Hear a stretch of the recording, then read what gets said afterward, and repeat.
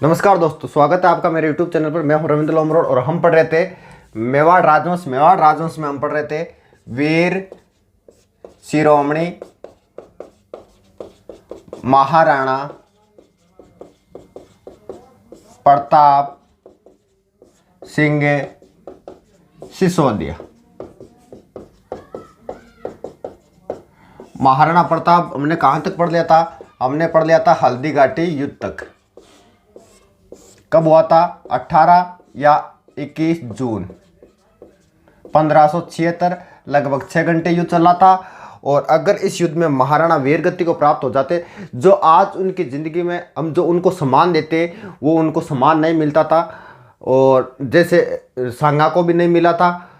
मान सिंह युद्ध के बाद जस्ट मान सिंह को पता चला कि महाराणा गोगुंदा में और जिंदा है, तो मान सिंह तुरंत गया था गोगुंदा और गोगुंदा पर अधिकार कर लिया 23 जून 1576 को। और जैसे ही मान सिंह वहाँ से वापस निकला तो महाराणा प्रताप ने वापस अधिकार कर लिया था जुलाई 1576 में। यानी लुका छुपी का खेल चालू हो गया है। अब अकबर खुद आएगा।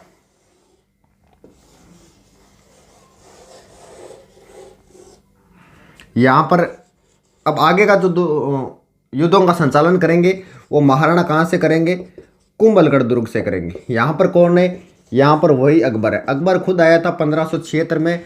उसने बहाना तो किया था कि मैं जियारत करने के लिए अजमेर जा रहा हूँ, लेकिन वो कहाँ आया था? उदयपुर आया था। उदयपुर फखरुद्दीन और पृथ्वीराज कछुआ को उन्होंने सौंप दिया।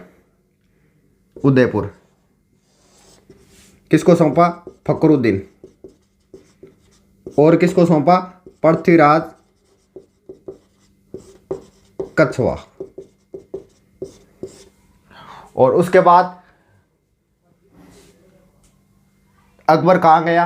अकबर डूंगरपुर और बांसवाड़ा गया। बांसवाड़ा का प्रताप सिंह था और डूंगरपुर का रावल आस्करण था। दोनों पहले महाराणा प्रताप गद्दी में आते थे, लेकिन बाद में अकबर की इन्होंने अधीनता स्वीकार कर ली थी। और ऐसा भी उल्लेख आता है कि जो रावल आस्करण था, जो कहाँ का था? डूंगरपुर का। रावल आस्करण ने अपनी पुत्री का विवाह अकबर से भी किया था। महाराणा प्रताप जैसे उदयपुर पर अधिकार किया, अधिकार करके और उदयपुर का नाम चेंज कर दिया। अकबर ने क्या कर दिया? मोहम्मदाबाद कर दिया था। ठीक है, तो महाराणा यहाँ से निकल के, क्योंकि इधर के सारी जगह चौकियाँ लगाती थी अकबर ने, लगभग 50 चौकी लगा दी थी कि जहाँ भी दिखे महाराणा को पकड़ो। तो यहाँ से निकल गए और पहाड़ियों में चले गए थे। और उसके बाद महाराणा प्रताप की मुलाकात यहाँ पर, कहाँ पर? चूलिया में बामासा से हुई थी। और बामासा और उनका भाई भी साथ था। कौन? ताराचंद। बामासा और उनका भाई ताराचंद से मुलाकात हुई। कहाँ पर? चूलिया में हुई थी। चूलिया कहाँ पड़ता है? चित्तौड़ में पड़ता है। और जैसे मान लो आपने देखा होगा चित्तौड़ पर आक्रमण किया अकबर ने, और अकबर ने, मुगलों की आदत क्या थी कि आक्रमण करते और उस सेक्टर को लूटते। चित्तौड़ पर आक्रमण किया, लेकिन अकबर को कुछ भी हाथ नहीं लगा था। कुंभलगढ़ पर आक्रमण किया, आसफ का आगे करेगा, सॉरी आसफ का क्या, शाहबाज का, उसको भी यहाँ पर कुछ नहीं मिला था। क्यों नहीं मिला था? क्योंकि जब संकट आता था दूर पर, तो एक किसी जो विश्वसनीय आदमी होता था, जिस पर विश्वास होता था, उस आदमी को सारा धन वगैरह देकर और वहाँ से निकाल देते थे। तो इन्होंने किसको दे रखा था? महाराणा प्रताप ने बामासा या ताराचंद को दे रखा था पूरा धन। जब महाराणा प्रताप चित्तौड़ में मिले थे बामासा और ताराचंद से, तो इन्होंने 20,000 सोने की 80 रुपया दी थी और 25 लाख रुपए दिए, जिससे वो 25,000 जो सेना थी वो 12 वर्ष तक रख सकते थे। इतने पैसे थे। बामासा वैसे पाली के थे, और बामासा को मेवाड़ का कर्ण भी कहा जाता है, टोड ने कहा था, और मेवाड़ का उदारक भी कहा जाता है।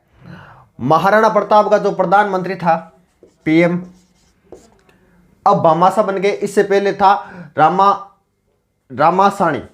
इससे पहले कौन था प्रधानमंत्री? महाराणा प्रताप का रामासानी था। अब कौन बन गए? बामासा बन गए, क्योंकि बामासा ने उनकी सहायता की है। टोड ने इन्हें मेवाड़ का कर्ण कहा है और मेवाड़ का उद्धारक, यानी उद्धार कर दिया मेवाड़ का। इतने सैनिक, देखो वैसे भी सैनिक शक्ति कमजोर हो गई है हल्दी घाटी युद्ध के बाद में। अब अकबर एक खतरनाक आदमी को भेजेगा, बड़ा खतरनाक आदमी है। कौन? शाहबाज खां। शाहबाज खां एक बार क्वेश्चन पूछा था कि मेवाड़ पर कितनी बार आक्रमण किया, तो शाहबाज खां ने 3 बार आक्रमण किया मेवाड़ पर। कब से कब तक? 1577 से लेकर 69, या कई किताब में 80 भी लिख देती है, ठीक है, यानी 1577 से 80 मान लो, ठीक है। प्रथम जो आक्रमण किया था वो किया था तेन, इसको भेजा था कि जो भी हो जाए, कैसा भी हो जाए, लेकिन प्रताप को पकड़ के लाना है।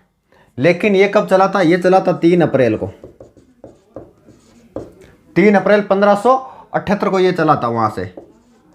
कौन? शाहबाज खां, बड़ा खतरनाक आदमी। शाहबाज खान ने कुंभलगढ़ के पास से एक केलवाड़ा जगह है, कुंभलगढ़ यहाँ पर भी, यहाँ नीचे पहाड़ियों में जगह है, वहां पर इसने पहला शिविर डाला और कुंभलगढ़ को जीत लिया था। जब ये यहाँ पर आया था तो महाराणा प्रताप पहाड़ियों में निकल गए थे, ठीक है, और कुंभलगढ़ दुर्ग को गांजी खां को सौंप दिया। ये अजय दुर्ग है जिसको कभी किसी ने जीत नहीं पाया था, लेकिन शाहबाज खान ने इसको जीत लिया था, अजय दुर्ग को जीत लिया। लेकिन अजय दुर्ग में इसको कुछ भी नहीं मिला था, अधिकार हो गया, लेकिन गांजी खां को सौंप दिया, लेकिन पैसे वगैरह कुछ नहीं मिला था इनको।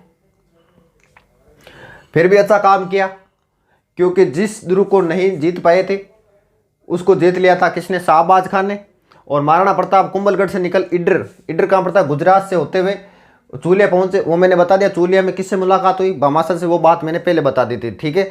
शाहबाज का गोगुंदा पहुंचा, फिर उदयपुर पहुंचा। और इतिहास में इस दुर्ग को सिर्फ एक बार जीता गया, वो भी शाहबाज का के समय। कब जीता गया? 1578 में।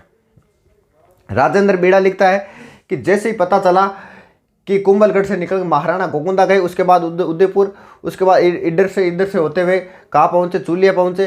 तो राजेंद्र बेड़ा एक इतिहासकार है, उन्होंने कहा कि शाहबाज का जिस तेजी से कुंभलगढ़ से गोगुंदा से फिर उदयपुर पहुंचा, उसने तो नेपोलियन को भी मात दे दी थी। नेपोलियन कौन था? नेपोलियन रूस के युद्ध के बाद नेपोलियन जिस तेजी से फ्रांस पहुंचा था, उसी तेजी से ये काफ़ी दूरी है, लेकिन एक दिन में तय की थी किसने? शाहबाज खान ने। सबसे पहले कहाँ गया था? कुंभलगढ़, गोगुंदा और उदयपुर, एक ही दिन में तय की थी, नेपोलियन को भी मार देती थी। दूसरा आक्रमण करेगा शाहबाज खान, कब करेगा? 15 दिसंबर 1578 को दोबारा आया। पहली बार अकबर के पास गया, लेकिन महाराणा को नहीं पकड़ पाया, लेकिन अकबर ने कहा बहुत अच्छा काम किया और कुंभलगढ़ दुर्ग जीत लिया, ठीक है। 1578 में आया, 15 दिसंबर 1578 में आया। दूसरी बार अकबर ने और सेना देकर भेजा, शक्ति कर ली।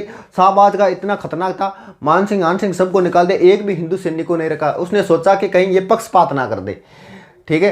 तो शाहबाज का के समय गाजी खां, मोहम्मद हुसैन, अली खान इनके साथ थे। और फिर भी ये दोबारा जो आए थे, पहले 13 अप्रैल 1578 में आए, दोबारा 15 दिसंबर 3 अप्रैल 1578 में, दोबारा आए 15 दिसंबर 1578 में। लेकिन दूसरी बार भी इनका जो अभियान था वो सफल रहा था। अब आएगा ये तीसरी बार, यानी मेवाड़ पर 3 बार आया था, तीसरी बार ये आएगा नवंबर 1579, 79 में आया था। शाहबाज का इस समय भी असफल रहा था। अकबर ने इसे 1580 में वापस बुला लिया कि तू आजा, तेरे काम कौन बने।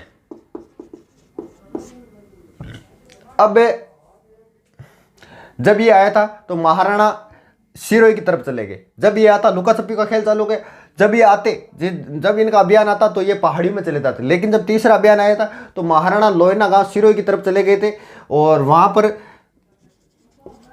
दुल्ला के पास में शरण लेते। दुल्ला कहाँ का था? सिरोही का। और इसकी पुत्री से विवाह भी किया था महाराणा ने। राव दुल्ला को राणा की उपाधि लगाने की अनुमति दी थी, ठीक है। राणा की उपाधि लगाने को 2 व्यक्तियों को अनुमति थी, एक तो इसको दुल्ला को, एक राणा पुंजा को, जो क्या था? भील था। 1579-80 में अकबर ने वापस बुला लिया। 80 के बाद में 2 साल बाद में एक डेट वो याद रखनी, एक 84 याद ध्यान में रखनी है, ठीक है। 2 डेटें होते हैं, ज़्यादा डेटें याद रखने। अब एक अभियान आएगा किसका? अब्दुल रहीम, ये रहीम जी वही है, रहीम दाका ब्रेम का, मत जोड़ो चिटका है, ठीक है। अब्दुल रहीम खान खाना। अब ये आएंगे अभियान के रूप में, इनको भेजेंगे। ये कब आए थे? ये आए थे जून 1580 को आए थे। अब्दुल रहीम खान खाना को भेजा, ठीक है। और अकबर ने अजमेर का सूबेदार बैरम खां के पुत्र को ही बना दिया था, ठीक है। यानी इनके पिता का नाम क्या था, बैरम खां था। रहीम जी के साथ में एक घटना घटी थी, उसे शेरपुरा की घटना कहते हैं। यह जब महाराणा प्रताप के पीछे लगे हुए थे तो अमर सिंह ने सोचा कि इनका ध्यान भटकाते, और इनका ध्यान भटकाने के लिए रहीम जी के साथ में इनका परिवार भी था। तो इनकी पत्नी और इनकी बच्ची को इन्होंने गिरफ्तार कर लिया। किडनैप, आप जो किडनैप बोलते हैं ना, वही, इनको गिरफ्तार कर लिया। इस बात का पता महाराणा को चला और महाराणा ने पत्र लिखा अमर सिंह को कि उनको से सम्मान सहित उनके परिवार को छोड़ दिया जाए। और ऐसी उम्मीद रहीम जी नहीं कर रहे थे कि उनको छोड़ेंगे, क्योंकि मुगलों से अगर उन्होंने कहा कि अगर मुगल उनके परिवार को पकड़ते ना तो उनसे ये उम्मीद नहीं होती थी। लेकिन महाराणा ने उनके परिवार को वापस छोड़ दिया और इस बात से वो बहुत खुश हुए थे। और उन्होंने कहा था कि ये दरा भी रहेगी, ये धर्म भी रहेगा, अकबर भी रहेगा, लेकिन महाराणा तेरा नाम उम्र भर रहेगा, क्योंकि वो इस बात से खुश हुए थे। इस बात का पता अकबर को चल गया कि रहीम खान खाना टाइम पास कर रहा है। अब तो वो वैसे भी घूम रहा है कि भाई, रहीम जी को भी पता चल गया कि आदमी तगड़ो है, क्योंकि उनको पता था कि महाराणा को पता था कि हमारी लड़ाई तो अकबर से, उनके परिवार वालों से नहीं है। तो इसलिए अकबर को भी पता चल गया कि ये कुछ करने वाला है नहीं अब। तो रहीम जी को वापस बुला लिया, क्योंकि ऐसे घूम रहे ही थे, पीछे पीछे घूम रहे थे, बस इनको कोई मतलब नहीं था, क्योंकि इन पर एक एहसान सा कर दिया इनके परिवार को वापस छोड़कर। इन्होंने उम्मीद नहीं की थी कि हमारा वापस परिवार मिलेगा। तो इन्होंने कहा था कि ये दरा भी रहेगी, ये धर्म भी रहेगा, अकबर भी रहेगा, लेकिन महाराणा तेरा नाम युगों युगों तक रहेगा। महाराणा के कहने पर इन्होंने वापस परिवार को छोड़ दिया था। अब मुगलों ने क्या किया, लगभग 50 चौकियां बना दी, लेकिन उनमें से 4 इंपॉर्टेंट है। कौन कौन सी 4 इंपॉर्टेंट कौन कौन सी है? सबसे पहले दिवेर। दोनों जो चारों है वो चारों ही देव पर है, ठीक है। दिवेर, देबारी, देवल, दिवेर, देबारी, देवल, देसूरी। देसूरी कहां पड़ता है? पाली में। चारों देव पर। दिवेर कहां पड़ता है? राजसमंद में। अब एक महत्वपूर्ण युद्ध होगा, कौन सा? दिवेर का युद्ध। देबारी कहां पड़ता है? उदयपुर में। देसूरी कहां पड़ता है? पाली में पड़ता है। देवल कहां पड़ता है? डूंगरपुर में पड़ता है। इसी बीच ये घटना घटती है, कौन सी? पित्थल पातल। आपने सुना होगा, वो घटना मैं आपको बता देता हूं।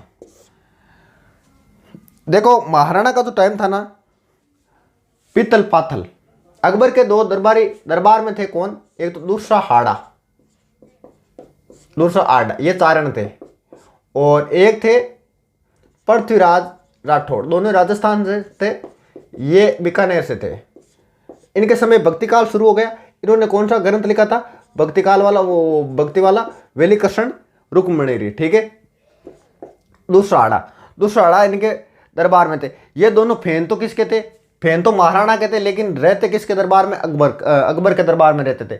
यानी पोस्टा देके जना लाइक की करे महाराणा प्रताप की करे और खावे की अकबर की है। तो पित्थल और पाथल, पहले तो देखते हैं कि मिलती कहाँ है। ये कहानी उठाई थी टोड ने, कहाँ से? बीकानेर से उठाई थी, और ये एक दंत कहानी सी आती है। मानते हैं कि ऐसी परिस्थिति रही होगी महाराणा की, क्योंकि महाराणा ऐसी स्थिति रही कि वो अपनी जो युद्ध की बेस है, यानी वो जो ड्रेस है, वो नहीं उतार पाए थे। और उतार क्यों नहीं पाए थे? क्योंकि ऐसी स्थिति रही थी। और ऐसा कहते हैं कि 3 बार तो जब खाना बना हुआ था, खाना परोसा हुआ था, उनको छोड़ के जाना पड़ा था। तो कहते हैं कि अकबर को पत्थर लिखा था, जबकि अबुल फजल भी अकबर के दरबार में था, बदायूं भी था, जो हल्दीघाटी का प्रत्यक्ष इतिहासकार है। ऐसा उल्लेख उन्होंने दोनों ग्रंथों में कहीं नहीं किया। अबुल फजल ने भी नहीं किया था, बदायूं ने भी नहीं करता। लेकिन टोड कहता है कि महाराणा प्रताप ने पत्र लिखा था और कहा था कि मैं तेरी अधीनता स्वीकार करना चाहता हूं। तो अकबर को वो पत्र देकर विश्वास नहीं होता। क्यों नहीं होता है? क्योंकि फिर 4-5 बार में रीडिंग मारी। फिर पृथ्वीराज राठौड़ को बुलाया कि भाई तू जो ये मूंछ से ऊंचे रखता ना महाराणा प्रताप के कारण, इन मूंछों को नीचे कर ले और ताव देना बंद कर, मूंछा मुरोड़ा मध्य। तो उसने पृथ्वीराज राठौड़ ने अकबर से कहा कि मैं इसकी जांच करना चाहता हूं और मैं खुद इस पर जांच बिठाऊंगा और मैं खुद इस पत्र की सत्यता पर जांच करूंगा। तो पृथ्वीराज राठौड़ ने महाराणा प्रताप को पत्र लिखा कि मैं आज क्या सुन रहा हूं कि आपने अधीनता स्वीकार कर ली है। ठीक है। मैंने क्या सुना है, आज सूरज पश्चिम से उगा, ऐसे बातें करके, और उन्होंने दोहों में बात की। और फिर पृथ्वीराज ने, महाराणा प्रताप पृथ्वीराज को लिखता है कि मैं अधीनता स्वीकार नहीं की, ठीक है। और ऐसा करके ये कहानी आती है, लेकिन इस कहानी में सत्यता नहीं है, ये सिर्फ टोल्ड ही बताता है। जबकि अबुल फजल और बदायूं दोनों किसके दरबार में थे, अकबर के दरबार में थे। ये दोनों ही इस कहानी का जिक्र नहीं करते हैं। तो 4 चौकियां थी, दिवेर, देबारी, देवल और देसूरी। अब दिवेर का युद्ध होगा। देखो इसमें दिवेर जो इंपॉर्टेंट चौकी है, दिवेर इंपॉर्टेंट चौकी, यहाँ का जो प्रभारी था। ये युद्ध कब होगा, ये युद्ध होगा वो 82 बताया था ना, वो डेट अक्टूबर 1582 को। यहां पर महाराणा ने 2 गुट तैयार किए। एक गुट तो तैयार किया खुद के नेतृत्व में, दूसरा किया अमर सिंह के नेतृत्व में। 2 गुट तैयार किए। यहां का जो प्रभारी था वो कौन था, सुल्तान खान था। इस चौकी का प्रभारी कौन था, सुल्तान खान था। शाहबाज का और रहीम जी वापस जाने के बाद में महाराणा मुगलों की चौकियों पर आक्रमण करना शुरू कर दिया, क्योंकि ये मुगलों के दिन थी। और दशहरा का दिन यानी विजयदशमी के दिन अक्टूबर में आता है। अक्टूबर में विजयदशमी के दिन या दशहरे के दिन अमर सिंह और महाराणा प्रताप के नेतृत्व में 2 गुट तैयार किए और सुल्तान खान पर आक्रमण कर दिया। और अमर सिंह और सुल्तान खान आपस में आमने सामने हो गए थे। आमने सामने हो गए और कहते हैं कि अमर सिंह ने इतना जोर से अपने भाले से वार किया था कि सुल्तान खान के अंदर से होते हुए सीधा घोड़े में गया। और जैसे ही वो सीन ऐसा था कि स्टेज तरीके से बन गया सुल्तान खान का और उस घोड़े का। यानी अमर सिंह ने भाले से सुल्तान खान पर इतनी शक्ति से वार किया कि भाला सुल्तान खान सहित उसके घोड़े के आर पार हो गया। और अधिकार किसने कर लिया इस चौकी पर, महाराणा प्रताप ने कर लिया।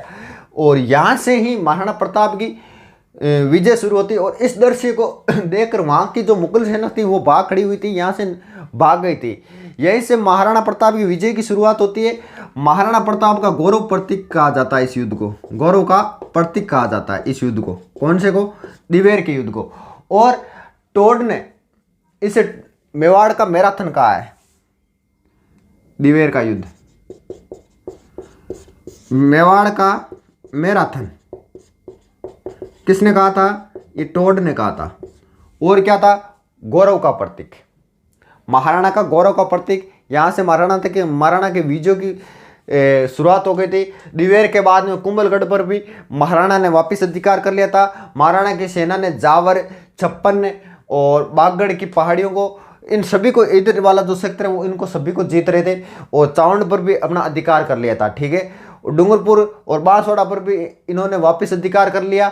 लेकिन रावतमान इसमें मारा गया था, ठीक है। डूंगरपुर और बांसवाड़ा अधिकार करते समय कौन मारा गया था, रावतमान मारा गया था। यानी धीरे धीरे वापस इस सेक्टर को जीत रहे हैं। कौन जीत रहे, महाराणा प्रताप जीत रहे हैं। अब एक अभियान और आएगा, कब, मैंने कहा ना एक डेट और याद रखनी है, कौन सी, 84 वाली। यह अभियान आया था जगन्नाथ कछुआ के नेतृत्व में। जगन्नाथ कछुआ को भेज रहा है। कब आया था, 1584 में। एग्जिट डेट क्या थी, 6 दिसंबर 1584। किसको भेजा, अकबर ने जगन्नाथ कछुआ को भेजा। ये महाराणा प्रताप के विरुद्ध अंतिम अभियान था। किसका, अकबर का, क्योंकि अकबर बाद में कहाँ चला जाएगा, लाहौर चला जाएगा। लाहौर कब गया, क्योंकि उसको पता चल गया कि इन तिलों में तेल नहीं है, यहाँ पीछे पीछे घूमने में कोई फायदा नहीं है। जगन्नाथ कछुआ भी महाराणा को पकड़ने में नाकाम रहे और यहाँ से वापस चले गए। फिर 1585 में अकबर कहाँ चले गए, ये चले गए लाहौर। अब देखो महाराणा प्रताप का शासनकाल आता है 1272 से लेकर 97। इनके जो शासनकाल है इनको 2 भागों में बांट सकते हो। कैसे, एक तो 1572 से लेकर 85 तक युद्ध किए इन्होंने। एक 1585 से लेकर 97। ये जो महाराणा का है ये स्वर्ण युग माना जाता है महाराणा का, क्योंकि 1572 से 85 तक तो इन्होंने युद्ध किए। 85 के बाद में इनको थोड़ा आराम मिला। अब महाराणा कहाँ आ गए, चावंड आ गए। चावंड को इन्होंने राजधानी बनाया। चावंड जो है लूणा चावंडिया, यहाँ का कौन था, लूणा चावंडिया, लूणा चावंडिया था यहाँ का। जो कहाँ का था, 56 का शासक था। उनको 1585 में महाराणा प्रताप ने हराया और अपनी अंतिम राजधानी बनाई थी। राजधानी आगे भी यही रही थी। एक बार क्वेश्चन पूछा था कि महाराणा प्रताप की चावंड राजधानी कितने वर्ष तक रही थी, तो लोगों ने क्या किया, 97 से 85 घटा लिए थे और वही ऑप्शन में था। लेकिन आगे भी अमर सिंह के समय भी ये राजधानी रही थी, हम आगे भी जिक्र करेंगे इस चीज़ का, ठीक है। तो 1585 में काम पर किया, लूणा चावड़िया को हराकर चावंड पर अधिकार कर लिया और इसी को क्या बनाया, जो अपनी राजधानी ये बनाया और अंतिम राजधानी यही है किसकी, महाराणा प्रताप की। यहाँ पर महाराणा प्रताप ने चामुंडा माता का मंदिर भी बनाया। ये राजधानी लगभग, पहले बता देता हूँ, 1613 तक रही थी और सही माना तो यही रही थी, और लेकिन कई किताबें 1615 भी लिख देती है, ठीक है। महाराणा ने मालपुरा टोंग पर भी आक्रमण किया, ठीक है। और जो अकबर ने महाराणा प्रताप के विरुद्ध अभियान भेजे थे 15, देखो कौन कौन से भेजे थे। स्वयं अकबर आया था 1576 में हल्दीघाटी युद्ध के बाद में, शाहबाज को भेजा 3 बार 1578 से लेकर 80 तक मान लो, रहीम जी को भेजा 1580, रहीम जी को वापस बुला लिया अकबर ने। उसके बाद जगन्नाथ कच्छो आया था लास्ट में 1584 में। उससे पहले 4 बयान और बेचे थे हल्दीघाटी से पहले, वो मैंने आपको ट्रिक बताई थी, कैसे याद रखोगे, जमा बाटों से रख लो। जलाल खां, माँ से मान सिंह, बाटो बारमल और टोडरमल, इनको भेजा था, ठीक है। यानी चारों बता दिया मैंने, 4 तो हल्दीघाटी पहले और 4 ही बाद में। 4 बाद, वैसे तो 2 ही 3 ही है, लेकिन एक बार अकबर स्वयं खुद आया था, कब, 1576 में, ठीक है। अब देखो महाराणा की जो मृत्यु हुई थी वो हुई थी 19 जनवरी 1597 में। इनके मृत्यु से लेकर कई कहानियां आती है। कोई तो कहते हैं कि युद्ध करते करते शरीर ने उत्तर देना शुरू कर दिया इसलिए इनकी मृत्यु हो गई। कोई कहते हैं कि धनुष खींचते समय इनकी मृत्यु हो गई क्योंकि आंतों पर इनका जोर हुआ। और कई कहते हैं कि इनके जो अमर सिंह था इनका पुत्र, उन्होंने इनको जहर दे दिया, ऐसी कहानी आती है। लेकिन हम ये मानेंगे कि इनकी धनुष खींचते हुए इनकी मृत्यु हो गई थी। कहाँ पर, चावंड में हो गई थी, यहीं पर चावंड में हुई है। लेकिन इनका जो दाह संस्कार है वो कहाँ हुआ था, वो बारडोली में हुआ था। कहाँ पर हुआ था, बारडोली में हुआ था। बारडोली कहाँ पड़ता है, उदयपुर में पड़ता है। और केजड़ बांध के किनारे इनकी क्या है, 8 खंभों की छतरी है। कौन से बांध के किनारे, केजड़ बांध के किनारे 8 खंभों की क्या बनी हुई है, छतरी बनी है।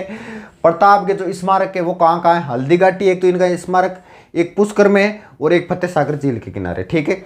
महाराणा प्रताप से संबंधित कई संस्था बनी हुई है। कौन कौन सी, जो संस्था वो है महाराणा प्रताप मेवाड़ चैरिटेबल फाउंडेशन, जो कहाँ पर, उदयपुर में। इनके द्वारा पुरस्कार भी दिया जाता है। कौन कौन से, महाराणा प्रताप पुरस्कार जो खेल के सेक्टर में दिया जाता है, महाराणा प्रताप पुरस्कार, ठीक है, ये जो संस्था है ये देती है। और हल्दीघाटी पुरस्कार भी देती है जो पत्रकारिता क्षेत्र में दिया जाता है। हाकिम का सुर पुरस्कार, हाकिम का सुर पुरस्कार भी दिया जाता है जो हिंदू मुस्लिम भाईचारे के लिए सेक्टर में दिया जाता है। राणा पुंजा संस्कार जो जनजाति उत्थान के लिए दिया जाता है। और उदय सिंह पुरस्कार जो पर्यावरण के सेक्टर में दिया जाता है। दूसरा, हाड़ा ने एक ग्रंथ लिखा था इनके जब दरबार में थे, कौन सा, विरुद्ध छत्री बावनो, विरुद्ध छत्री बावनो, यानी 52, उसको 52 बताया अकबर को। किसने, कि 52 है तो एक क्षत्रिय के खिलाफ जा रहा है। किसने बताया था, दूसरा हाड़ा ने बताया। चक्रपाणी मिश्र महाराणा प्रताप के दरबारी कवि थे जिनकी पुस्तकें कौन सी, विश्व वल्लभ और मुरुतमाला, ठीक है। अब देखो महाराणा प्रताप की मृत्यु हुई कब, 1597 में। अकबर की इनके बाद होगी कब, 1605 में। कब होगी, 1605 में होगी। इनके बाद होगी जब ये लाहौर में थे, जब इनकी मृत्यु हुई तो कहते हैं कि इनकी जब सूचना मिली तो लोगों ने क्या सोचा कि अकबर खुशियां मनाएगा। लेकिन अकबर, इनकी जैसे ही खबर मिली तो एक जगह इनकी नजर रह गई थी, वो एकटक देखने लगे थे। और एकटक लगने लगे थे तो दूसरा हाड़ा ने एक दोहा बोला था। और तो दूसरा हाड़ा, लोगों ने सोचा कि आज तो काम होगी हो। तो दूसरा हाड़ा को अकबर ने नज़दीक बुलाया और कहा कि जो तू सोच रहा वही है। अकबर और महाराणा प्रताप के बीच में एक तो सोचता था कि मैं इसको अधीनता स्वीकार करा कर रहूँगा, कौन, अकबर। लेकिन महाराणा प्रताप ने ये सोच लिया कि मैं इसकी अधीनता ताउम्र स्वीकार नहीं करूँगा, ठीक है। और इनके जो बीच की लड़ाई थी वो विचारों की लड़ाई थी, स्वाभिमान की लड़ाई थी, क्योंकि दोनों ही अपनी अकड़ पर अड़ गए थे। एक कहता था कि मैं तेरे को अधीनता स्वीकार करूंगा और दूसरा कहता था कि मैं तेरी अधीनता स्वीकार नहीं करूंगा। और जब महाराणा प्रताप की मृत्यु हुई तो अकबर को इस चीज़ का दुख भी हुआ था। अब जो नया राणा बनेंगे वो मेवाड़ का बनेंगे, कौन? अमर सिंह, इन्हीं का पुत्र है महाराणा प्रताप का। 2-3 बातें हैं उनकी, देख लेते हैं, छोटा सा टॉपिक है।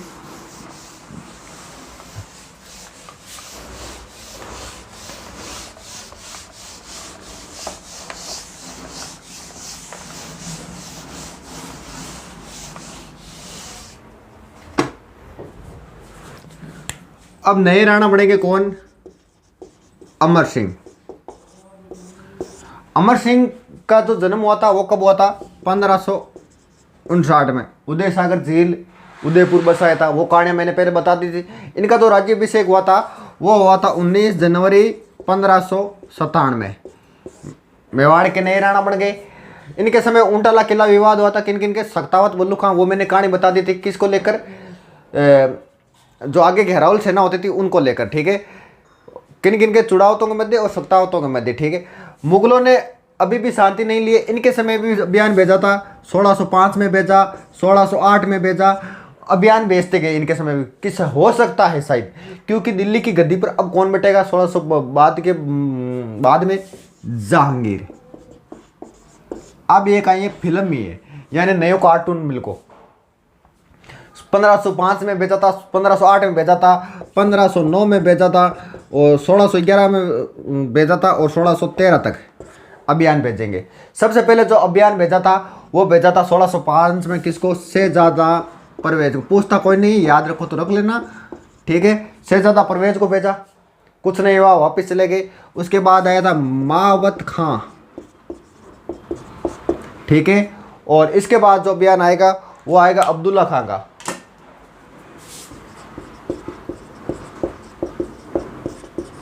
अब्दुल्ला खां, ठीक है। और उसके बाद किसको भेजा था? राजा बासु को भेजा था। और लास्ट में किसको भेजेगा? 1613 में शहजादा खुर्रम को भेजा था। ये यहाँ पर कितने साल रुका था? 2 साल रुका था, क्योंकि जहांगीर ने इसको भेजा था कि कैसे भी हो जाए। जहांगीर खुद अजमेर में रुका था और इसको भेजा था कि कुछ भी हो जाए इसको अधीनता स्वीकार कर लो, क्योंकि जहांगीर की जो छवि थी ना, क्योंकि बादशाह मान कौन कहलाता? अकबर कहलाता था, और ये भी महान बनना चाहता था। इसलिए कुछ भी हो जाए, कोई भी शर्त हो, इसने तो ये ठान लिया कि अमर सिंह को मैं क्या करा कर रहूँगा? अधीनता स्वीकार करा कर रहूँगा। इनका एक ही उद्देश्य था कि अमर सिंह बस अधीनता स्वीकार कर ले और मैं महान बन जाऊँ, अकबर महान ना रहे, क्योंकि ये खुद महान बनना चाहता। और जहांगीर ने क्या किया था? जहांगीर ने इसको कहाँ छोड़ दिया? चित्तौड़ दुर्ग पर छोड़ दिया। सॉरी, इसको नहीं, रावत सगर को छोड़ा था। रावत सगर कौन था? ये अमर सिंह का चाचा बताते हैं, और इसको राणा लगाने की उपाधि देती थी। सोचा इनके अधीन कौन आ जाएंगे? इनके अधीन आ जाएंगे वो सारे जो सरदार हैं वो आ जाएंगे, और अमर सिंह अकेला पड़ जाएगा, और अमर सिंह वैसे अधीनता स्वीकार कर लेगा। लेकिन अमर सिंह ने फिर भी नहीं की। फिर अंत में अमर सिंह ने सोचा, सभी सरदारों ने समझाया कि आप अधीनता स्वीकार कर लो, लेकिन बहुत समझाने के बाद में इन्होंने अधीनता स्वीकार की। कब? 5 फरवरी 1615। इससे मेवाड़ मुगल संधि भी कहा जाता है। मेवाड़ मुगल संधि कहा जाता है। शहजादा खुर्रम की इच्छा जानने के लिए मेवाड़ की ओर से शर्त बताकर राय सुंदरदास को भेजा, जो इन्होंने शर्तें बताई। शर्तें कौन कौन सी बताई? नंबर 1, राणा कभी मुगल दरबार में नहीं जाएगा। नंबर 2 कौन सा? राणा मुगल दरबार में नहीं जाएगा। एक किसी भी तरह का ना तो आपका रिश्ता हमारे साथ होगा और ना ही आपका रिश्ता हमारे साथ होगा, और ना ही हमारा रिश्ता आपके साथ बहन बेटियों का किसी का रिश्ता होगा। खुर्रम ने मौलवी शकुलाए और सुंदरदास को जहांगीर के पास भेजा। बोला पापा जी शर्त की तो मैं जहांगीर की ओर शर्त कहीं वो तो बस हाँ कर दे। और फिर उन्होंने हाँ की। फिर जहांगीर और अमर सिंह के मध्य ये संधि हुई। जहांगीर व सैयद अमर सिंह के मध्य संधि हुई थी। और इनकी जो शर्तें थी वो थी क्या थी, जहांगीर की ओर से कौन था, शहजादा खुर्रम था, ठीक है। लेकिन जहांगीर और अमर सिंह भी बोल सकते हो इनको, ठीक है। इनकी शर्तें थी, राणा कभी मुगल दरबार में नहीं जाएगा, अपने कुंवर को भेजेगा। कुंवर कौन, इनके बाद जो शासक बनेगा कौन, करण सिंह। करण सिंह, क्योंकि मुगल दरबार में बहुत बेइज्जती होती थी। जैसे मान लो जरों का दर्शन दे रहा है भाई बादशाह, मान लो जहांगीर है, जहांगीर जरों का दर्शन दे रहा है, तो पीछे से आवाज़ लगाई जाती थी कि फलान जी थाने रामासामा गिरिया मान लो, तो एक आएंगे रामासामा तो एक बस। तो बेइज्जती होती थी, क्योंकि उनकी सुनाने लाइन में लगाया जाता था, कई घंटों लगाया जाता, पूरे दिन लगाया जाता था। और जब कोई मान लो बूढ़ा व्यक्ति, बैठने के लिए एक चेयर भी यानी कुर्सी भी नहीं दी जाती थी। अगर बूढ़ा कोई राजा है तो उसको एक छड़ी दी जाती थी, ठीक है। और वैवाहिक संबंध नहीं होगा, दूसरी शर्त ये थी। और उनकी तरफ से एक थी कौन सी, कि चित्तौड़ दुर्ग की मरम्मत नहीं होगी। और आगे फिर जाकर चित्तौड़ दुर्ग की मरम्मत होगी, फिर से इनका जो औरंगजेब के समय वो संघर्ष शुरू हो जाएगा। कुछ समय के लिए विराम रहा था। चित्तौड़ दुर्ग की मरम्मत इसलिए नहीं की क्योंकि आप हमारे खिलाफ खड़े हो जाओगे, इसलिए आप चित्तौड़ दुर्ग की मरम्मत नहीं करोगे। मुगलों के अधीन जो सेक्टर थे वो सारे इनको छोड़ दिए थे। किसको छोड़ दिए थे, देखो चित्तौड़ मुगलों के अधीन था, वो भी दे दिया था वापस। किनको दे दिया, अमर सिंह को दे दिया, मांडलगढ़ को भी वापस दे दिया, उदयपुर को भी वापस दे दिया, सारे सेक्टर वापस दे दिए जो किनके अधीन थे, मुगलों के अधीन थे। किसने दे दिए, ये दे दिए थे जहांगीर ने, संधि के तहत वापस दे दिए। और एक शर्त रखी कि आप चित्तौड़ दुर्ग की आप मरम्मत नहीं कर सकते थे, ठीक है। बाद में जगत सिंह फर्स्ट ने चित्तौड़ दुर्ग की मरम्मत भी शुरू करवाई थी। फिर राज सिंह ने चित्तौड़ की मरम्मत पूर्ण करवाई थी। और इस संधि के बाद में अमर सिंह बड़ा ही या मतलब डिप्रेशन में रहने लगा, यानी पश्चाताप हुआ था अमर सिंह को इस संधि के बाद में। तो वह पूरा राजपाट, पूरा राजगारी छोड़कर कहाँ चले गए थे, अपने पुत्र को शासक बना चले, यानी भावी राजा बना के चले गए थे, कौन, अमर सिंह। और वो कहाँ चले गए, नौ चौकी जाकर रहने लगे थे। और इसके 5 साल बाद में 1615 में संधि हुई थी, और 1620 में पश्चाताप के कारण, डिप्रेशन के कारण उनकी मृत्यु हो गई थी। किसकी, अमर सिंह की। लेकिन इतिहास में कहते हैं कि मुगलों की अधीनता स्वीकार किसने की, तो कहते हैं कि अमर सिंह ने की थी। और कोष्टक में क्या लिखते हैं, ब्रैकेट में क्या लिखते हैं, महाराणा प्रताप का पुत्र। तो इसलिए इन्होंने ये सोच सोचकर इनकी मृत्यु हो गई थी। कब हो गई थी, 26 जनवरी 1620 में हो गई थी, ठीक है। कहाँ हुई थी, उदयपुर में हुई थी। इनका दाह संस्कार किया गया था आहड़ में। कहाँ किया गया था, इनका दाह संस्कार किया गया था आहड़ में। आहड़ में प्रथम जो छतरी बनी है वो अमर सिंह की थी। और इसके बाद सभी महाराणाओं का जो दाह संस्कार होता था वो आहड़ में होता था। और आहड़ को बोला जाता, मां सतियों का टीला बोला जाता है, ठीक है।